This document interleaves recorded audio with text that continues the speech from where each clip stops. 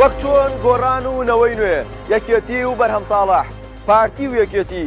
کێبڕکەیەکی تون دەکەن بۆ بەدەزێنانی زۆرترین دەنگ ئاواژ کۆمەڵ و یەکگرتووی ئیسلامی کوردستان لە کێبڕکەیەکی توندان بۆ بردننی زۆرترین دەنگی ئیسلامیەکان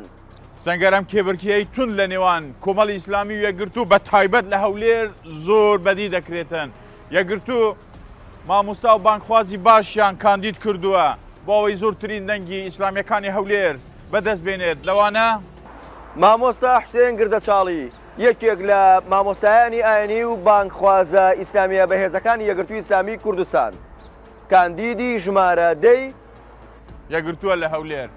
مامۆستا حوسێن ئەگەر دەرچووی بۆ پەرلەمانی عێراق چی دەکەی؟ بەڵێ هەوڵ دەدەم مافەڕەواکانی گەلەکەی خۆم هاوڵاتی و هاونیشتیمانیانی خۆم ببمە ئەنجومەنی نوێنەرانی عێراق لەوێشەوە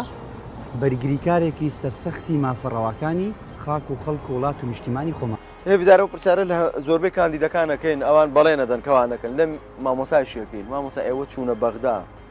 خۆتان نافرۆشن ئێمە یەک جار خۆمان فرۆشتووە ئەویش خۆمان فرۆشتۆتە خوا هەر کەسێک خۆی فرۆشتە خوا کەسی تر ناتوانێت مزایدەی پێ بکاتین و گەمە و یارە بە چارە لوسیمنەتی بکە ئێمە کوردی سونەنگ بە فەخر و شانازیەوە و دیفاع و بەرگری لە مافەڕەواکانی میلەتی خۆمان دەکەین مامۆسا ئامادەی ئێمە بەنیازم بچینە ناو خەڵک لەوێ خەڵک پرسیار بکە ئامادەی بڕۆین زۆر ئاسایی و یاساییە فەرموو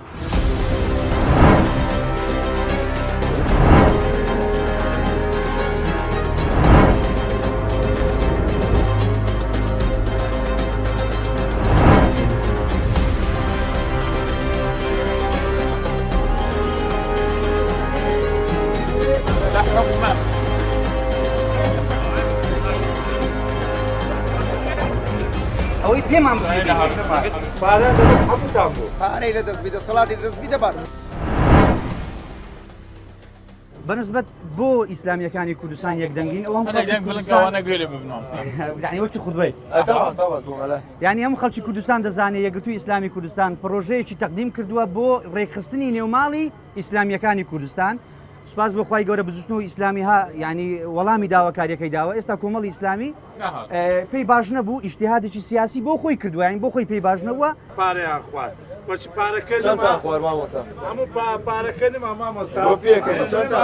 ئێستا وەڵام دەدەمەوە بەس جێ برای خۆت بگرە زۆر زۆر سپاس دەکەم إن الله مع الصابرين بارك الله ئێستا کە هاتوونێتە ئەو مەیدانە ئەمن بە عیبادەتی دەزانم بەرگری بکەم لە مافەڕەواکانی میلەتی خۆم ئەمن بە عیبادەتی دەزانم چۆن بۆ پەرلەمان عیبادەتە؟ ئەمن بە عیبادەتی دەزانم بەڵێ بە عیبادەتی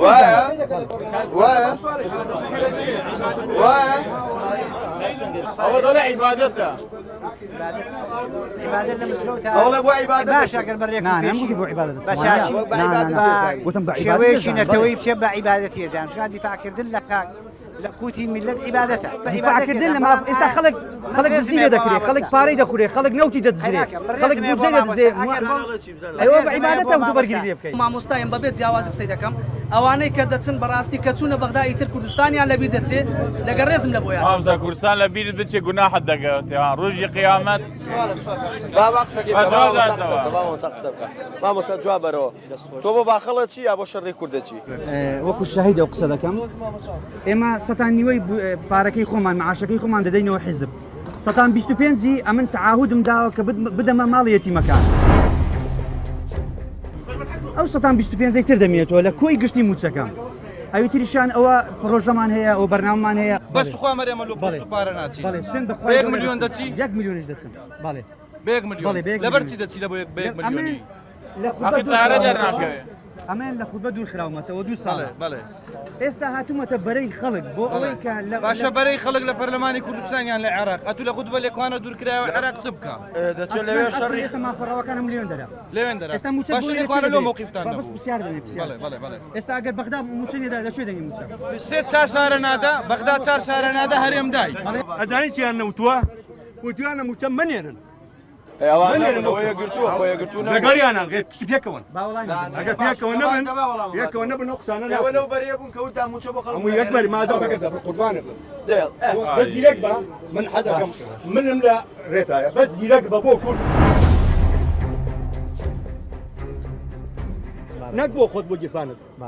بۆ خەرکی باش دەبات جواب ببات فازڵ نەبی دووبارەی دەکەمەوە لەسەر پشتی پارتی دموکراتی کوردستان بریکاری وەزارەتی مالیە بووە لە حکوومەتی عێراق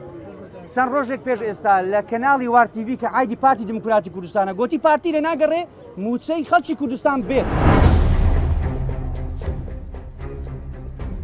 بەخۆی وای گوت بەخۆی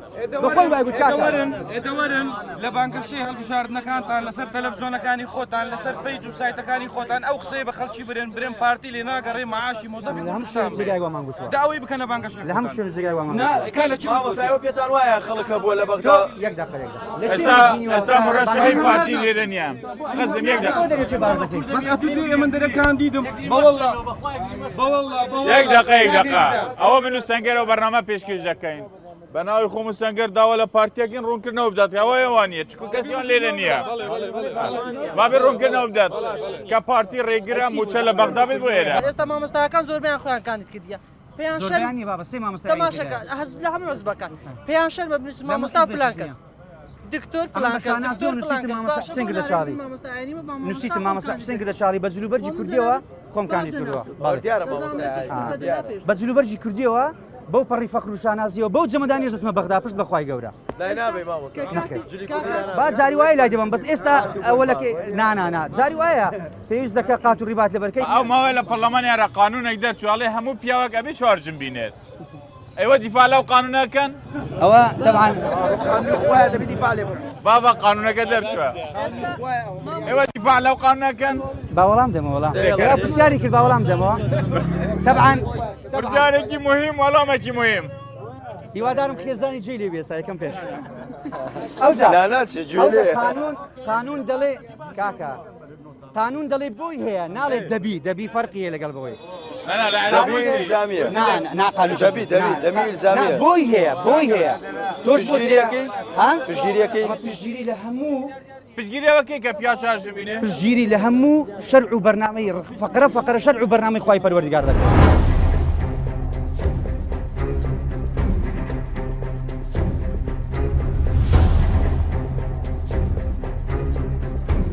السلام عليكم جماعة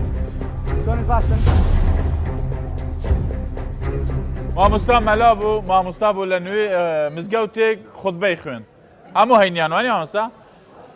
مامۆستا شەوە لە هەولێر دەوروبەری مزگەوتەکەی چەند کەس بیسی کەس بووتە داعش چەند لە مزگەوتی تو ئەو گەڕەکەی ئەو شوێنەی تو لێ بوونەتە داعش بەتەحەداوە دەڵێم نەک لە مزگەوتەکەی من ئەگەر لە منتیقەی منم لە دەروی هەولێر خودم دەخیندەوە لە سنووری منتیقەی بەڕانەتی ئەگەر لە منتیقەی بەڕانەتی کەسێک ببێتە داعش ئەو لە ئەستۆی منی حساب بکەن وەرێرە لای مامۆستا مامۆستا ئێوە توانەوە سەتا حەفدەیە بگەڕێنەوە بۆ هەرێمی کوردستان لەگە حکوومەتی عێراق لەگەڵ پەرلەمانتارە عێراق شەڕی خۆتان بکەن بە یەکگرتووی هەموو ئەحزابەکانی کوردستان هەموو بە یەک دەنجی دەتان ئەو سەتا حەفدەیە هەرێمی کوردستان بگەڕێنەوە موچەی خەڵک دابی بکەن ئەگەر پێمان وایە ئەگەر ئەو کورسیانەی کورد نوێنەرەکان کورد ئەگەر یەکدەنگ و یەک ڕەنگ و یەک هەڵوێز بن بەڵێ دەتوانین پشت بەخوای گەورە و بە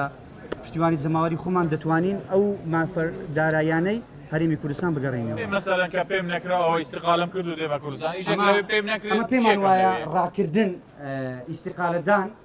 چارەسەری هیچ شەشەوگیر گرتەچی ناکەوە هەراتنە لە بەرپرسیارەتی ڕاست نییە بۆ وەزیرەکانتان لە حکوومەت هێرمیش ڕاست نییە ئەمە حکوومەت فەرقی هەیە لەگەڵ پەرلەمان دەبێت تۆ داوا بکەیت بەرەنگاری ببیەوە بەردەوام بی لەسەر مسربی لەسەر بەڵام لە حکوومەت دەبێت تۆ خزمەت بکەیت کێشێتی و پارتی ئەگەر گەندەڵیش بن دزیش بن خەڵکی کوردستان بەبێ ئەوەی معارەزەی زانین چۆنە تو جاری وای لە عیلەکە خوێڕێگە لەگەوێتەکە زەوی بە سوتەمەنی جاتۆ دەوێت حکوومەتێکی زوری زەمەرە لەگەڵ ڕێزمە مامەسا ئەمە کە تۆ باسیەکەی بەڕاستی تۆ سواڵی دەنگەکەی من دڵنیام یەک دەکات دڵنیام یەکگرتووی ئیسلامی کوردستان هەر 46 کورسیەکە هەر 65 کورسیەکەی پەرلەمانی عێراق بێنێ بەردی بۆ ناخرێتە سەر دەڵێ ئەگەر ئەو کورسیانەی پەرلەمانی عێراق لە دەست یەکگرتوو بێ هیچیان پێ ناکرێت باشە ئەوە لە دەست پارتی وێچێتی بوو خاچیان فرۆشت وڵاتیان فرۆشت نەوتیان دزی گەندەڵیان کرد هەرچی پێیان کرا بۆیان کرا بۆ خەچخوان نەیان کرد وەزیریان هەبوو لە پەرلەمان لەسەر گەندەڵی دەرکراوە ئێمە بەو پەڕی فەخر و شانازیەوە تا ئێستا بڵێ گەندەلیەکمان کردووە کارمەندێکمان وەزیرێکمان هەتا ئێستا من تەحەدا دەکەم لەو برابەڕێزانەی کە لێرەن باخ کەسێک بڵێ لەو کوردستانە